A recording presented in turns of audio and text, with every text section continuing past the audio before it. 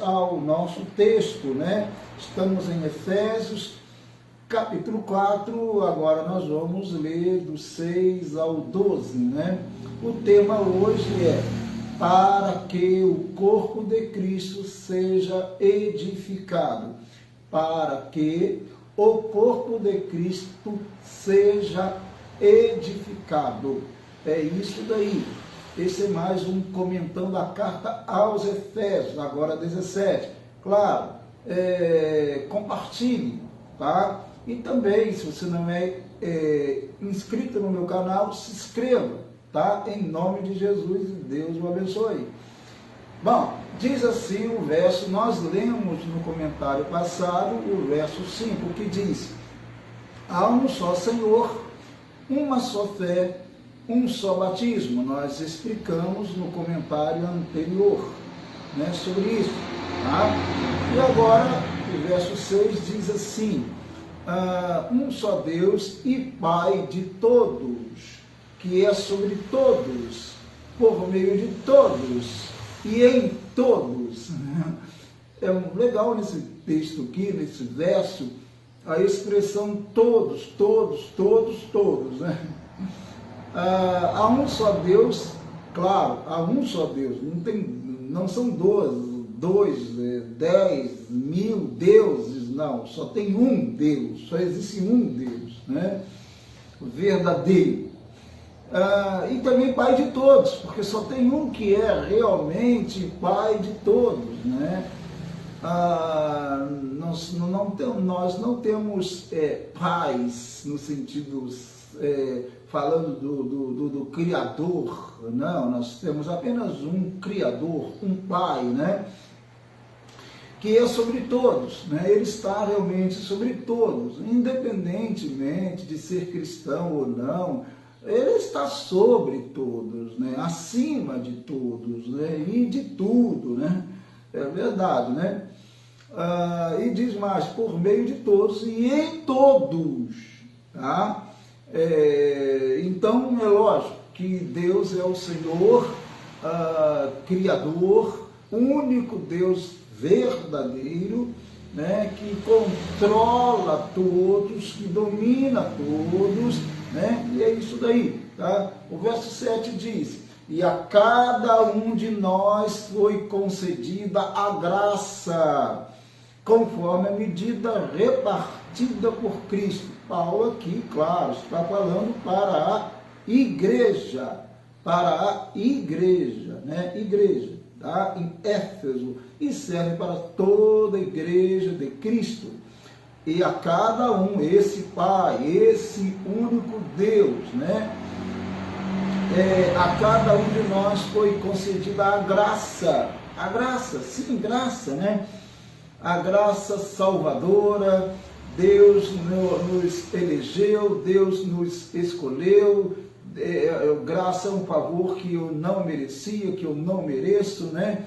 Imerecido, e etc, né? Conforme a medida repartida por Cristo. Tudo tem a ver com Cristo, a partir de Cristo, tá?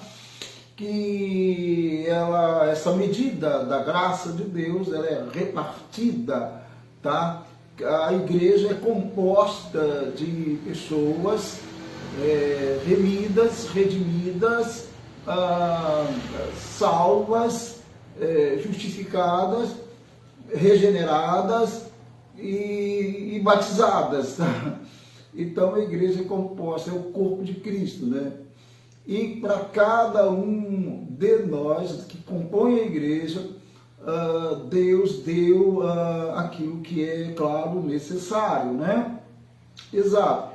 Pensando até mesmo naquilo que Paulo vai falar daqui a pouco no texto, né? Sobre tudo, como dons, etc, né? Tal. Bom, o verso 8 diz: por isso, aí ele vai citar aqui o Salmo 68, 18, ele vai citar, né? Então ele diz: por isso é que foi dito, no Salmo 68, 18, tá? Quando ele subiu em triunfo às alturas, levou cativo muitos prisioneiros e deu dons aos homens. Olha bem, quando ele subiu em triunfo, quer dizer, a ascensão de Cristo, ele veio e ele subiu em triunfo, vitorioso, ele subiu, né? A presença do Pai, porque ele cumpriu a missão que foi dada a ele pelo Pai. O Pai mandou ele vir, ele veio e ele cumpriu a missão à risca, tá? Porque a missão dele era realmente morrer na cruz, claro, né? Por todos nós, para que nós, os eleitos de Deus, os escolhidos de Deus, fôssemos salvos, obviamente. Então diz assim, e aí ele diz, e deu dons aos homens, né? Uma explicação para esse verso 8 pode ser essa, né? A citação é do Salmo 68, 18. A conexão não está bastante clara, mas diz que o Senhor Jesus, na sua ascensão, levou cativo o cativeiro, isto é, ele capturou aquilo que nos tinha capturado e anulou o seu poder. Então, em outras palavras, ele prendeu o que nos tinha, aquele, né, ou o sistema que tinha nos capturado, que tinha nos prendido. Basicamente isso. Tá? Ele, com a ascensão dele, com a obra dele, Jesus Cristo, ele anulou o poder anterior ligado ao inimigo sobre nossas vidas. Basicamente é isso então, tá? E ele então, e esses que fazem parte da Igreja de Cristo, liberados, tá? Recebem dons de Deus. O que nós vamos ver no texto agora, tá? Vamos dizer assim então, seguindo então o texto. O 9 diz assim, que significa ele subiu? O que significa Cristo subiu? Significa, claro, ele desceu, né? Senão que também descer às profundezas da terra. A pergunta que Paulo faz, o que significa ele subiu? A ascensão dele. Olha, se ele foi assunto aos céus, né? Subiu aos céus, depois de passar um tempo na terra aqui, sofrer, morrer e ressuscitar dentre os mortos, o que significa isso? Significa que ele desceu às profundezas da terra. Alguns aqui querem entender que Jesus está falando de ir ao Hades, mas não parece que aqui Paulo está falando disso, tá? Não parece, embora alguns acham que aqui ele está falando que desceu às profundezas da terra, está referindo-se ao Hades, mas não parece. Parece sim que simplesmente que ele viveu aqui na terra, né?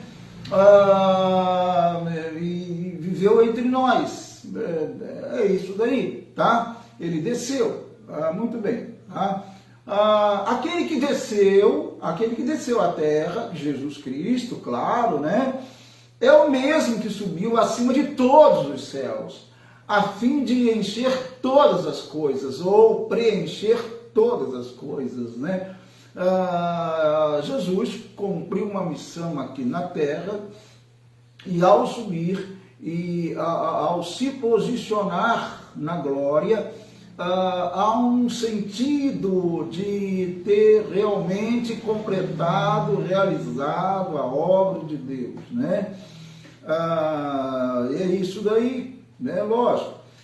O verso 11 diz, e ele, quer dizer, Cristo, designou alguns para apóstolos, aí que vem a questão dos dons, deu dons aos homens, né? Então diz, e ele designou alguns para apóstolos, como o verso 11 do capítulo 4 de Efésios, né? E ele designou alguns para apóstolos, outros para profetas, outros para evangelistas e outros para pastores e mestres. Cada um aqui tem a sua característica, né? O apóstolo, aqui no caso, pensando nos 12 apóstolos, nós podemos imaginar uma missão evangelística, uma missão missionária, né? Missionária na terra, aonde eles foram e eles estabeleceram igrejas, né? Eles foram enviados, porque a palavra apóstolo no grego tem essa ideia, né, de enviados, né?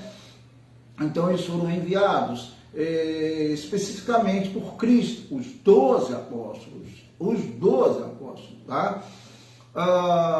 Agora, pensando nos demais, os nomes que muitos recebem como apóstolo A, B, C, D, aí é outra questão, é outra interpretação, mas só tem 12 apóstolos, tá? Que fique claro isso, não tem 13, 14, 15, 16. Bom, tem o 13º, que é o apóstolo que ele mesmo diz que é abortivo, que nasceu fora do tempo, que é o próprio Jesus, que é o próprio Paulo, né?